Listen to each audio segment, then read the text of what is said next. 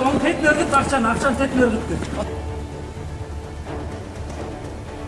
Вот, выброшены денежные средства, которые он получил от заявителя. Так, давайте приступим.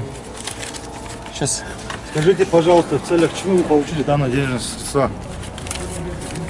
Так, обнаружены денежные средства за номером АД-84.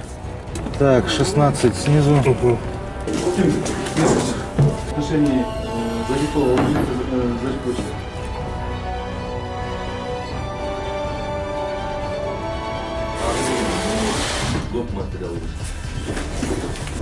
Потом вот